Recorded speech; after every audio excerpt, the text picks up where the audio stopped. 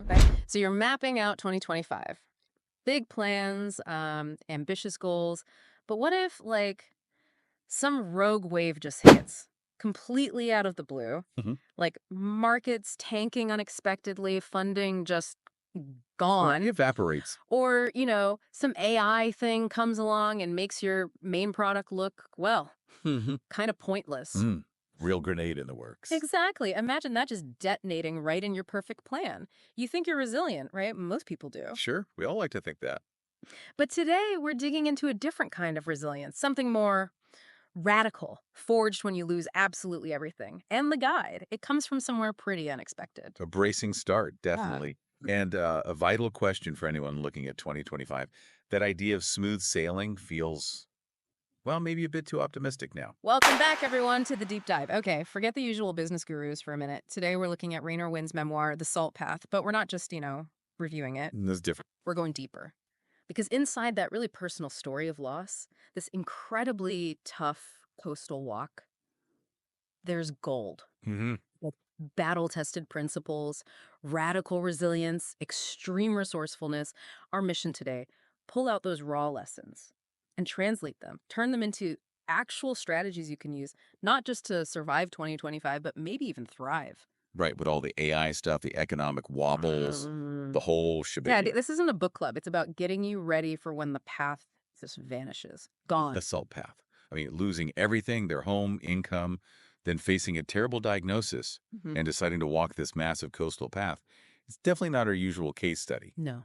So, what makes this story, this journey, so relevant for tackling 2025's challenges? Good question. It's about stripping everything away, right? All the safety nets and seeing how someone keeps going when literally everything is gone. Good. Raynor and Moth, they lost their home, their business, got this awful health news, declared homeless. Now, most 2025 plans don't really factor that level of implosion in. No, definitely not. But their reaction wasn't just freezing up. It was, well, they started walking. That first reaction, that step into the void, that's our first big insight.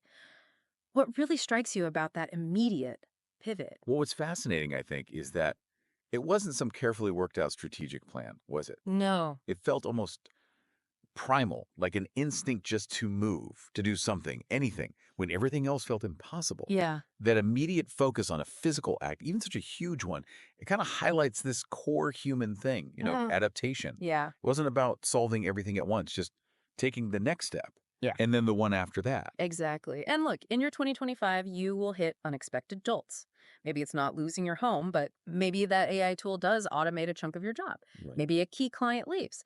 Or, something happens in your personal life. Suddenly that neat quarterly plan looks quaint. Uh-huh. Totally irrelevant. The danger is getting sucked into that what just happened spiral. But radical resilience for 2025, taking a page from Raynor and Moth, isn't about having a perfect plan B for every disaster. No, it's about taking that initial shock and laser focusing it onto the absolute next smallest thing you can actually do when you feel totally overwhelmed.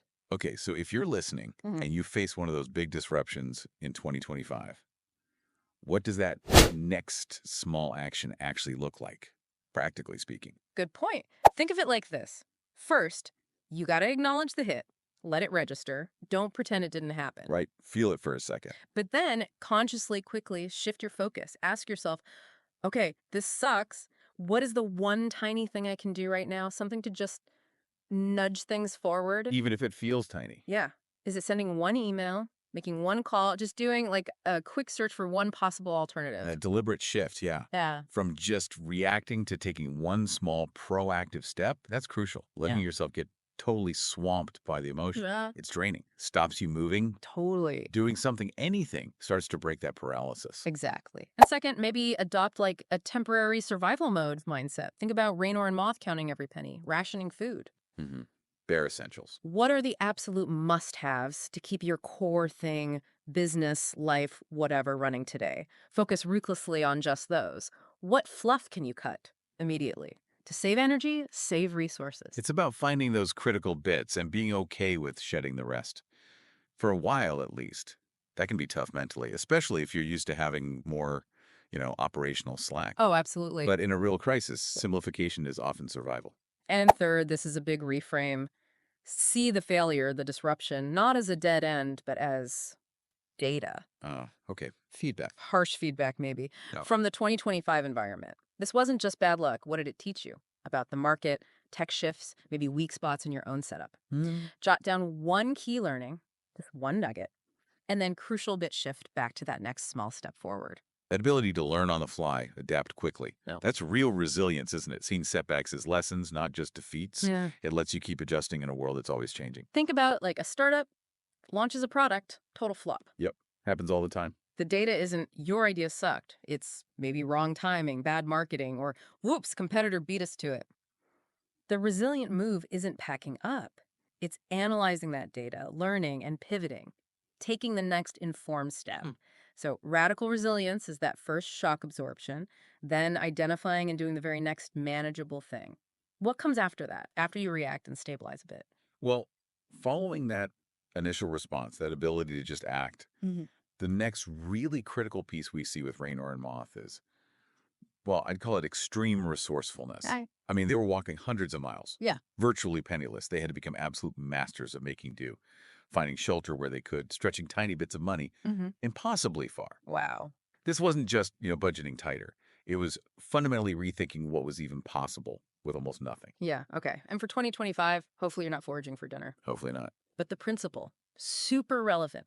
Whether it's dealing with inflation, tighter funding, or needing to pivot your business fast without a ton of cash, that skill, getting big results with minimal resources, that's going to be a superpower. Totally. It's about using what you've got creatively, your time, skills in your network, maybe bartering, free or cheap digital tools, sheer cleverness. It really hits the core of that entrepreneurial spirit, doesn't it? I think so. It's not always about having the most.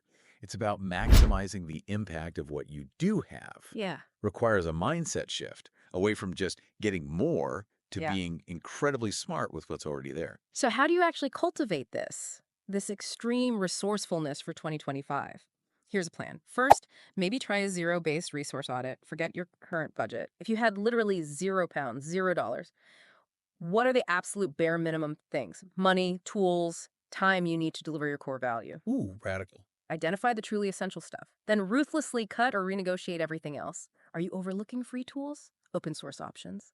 Especially with AI evolving so fast, could they do the job? That fundamental rethink, it forces you to challenge every single assumption about what's necessary.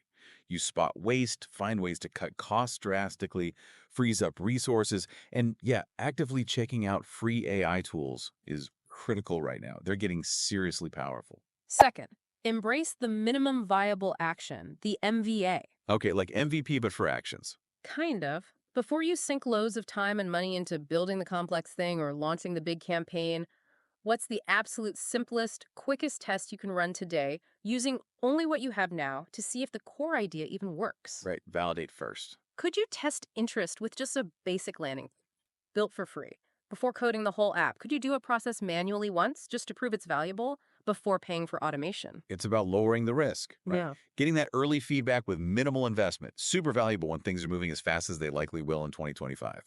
That lean, iterative approach. And third, actively map and tap into your hidden network assets. Think wider than just your work contacts. Go broader. Who do you know? Even casually. What skills do they have? Could you trade a skill you have for something you need? Explore bartering. Seriously, your network is probably way richer than you think if you look beyond just money changing hands. That focus on the network and reciprocal exchange, Mm-hmm. it's a powerful reminder. Value doesn't always need cash. Tapping into community skills, collective resources. Yeah. Okay, so we've got radical resilience, taking a next step, extreme resourcefulness, doing more with less. What's the third crucial principle from the SALT path for navigating 2025? The third one, and it's huge, is the sheer power of persistent forward motion. Okay, keep moving. Raynor and Moth just kept walking, day after day, grueling days, through pain, exhaustion, uncertainty, often with no clear idea when or how it would end. The act itself, consistently putting one foot in front of the other, that became the structure. It Wow. wasn't about speed. It was about the unwavering commitment to keep going, even when the path ahead was, completely fogged in. That hits home for 2025, doesn't it? The business landscape, the tech landscape. It often feels like walking in thick fog. Exactly. Long-term plans feel brittle. those grand 5-year strategies, kind of fragile with tech and markets shifting so fast. Real success in 2025, I think, comes down to setting up a consistent rhythm, valuable action, day in, day out, regardless of how clear the end goal looks. Hmm.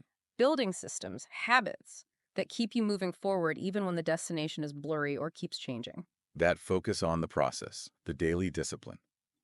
It becomes so important when you can't predict the long term.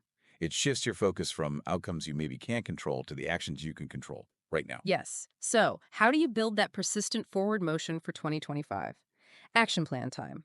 First, define your non negotiable daily or weekly actions. What are the 1 to 3 core things that, if you do them consistently, will move the needle towards your main goals, however they might shift? Okay, like what? Could be consistent outreach to prospects, regularly creating content, dedicated time for product work, Huh. or even just learning new AI skills. Commit to those religiously, even for short bursts, regardless of how motivated you feel. Identifying those fundamentals, the real drivers, and making them non-negotiable.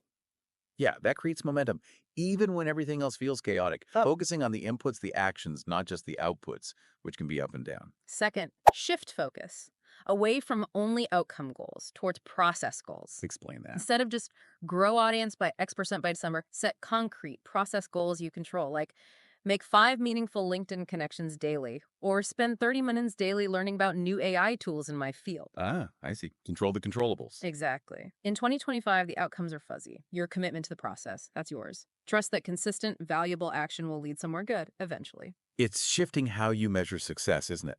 From lagging indicators, the result, to leading indicators, the actions you're taking.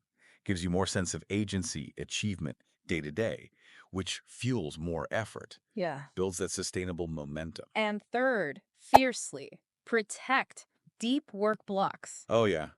Critical. In the crazy distracting world of 2025, keeping momentum means needing dedicated, uninterrupted time for those non negotiables. Turn off notifications.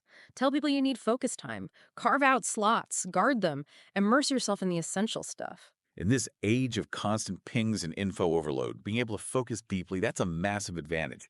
Scheduling it, protecting it, Yeah. essential for making real progress amid all the noise. Think about, well, someone like Elon Musk. Controversial, sure, but his ability to push things forward across multiple really complex areas, it's not Ah, just big vision statements, it's underpinned by relentless dedication to process, to problem solving, pushing on multiple fronts.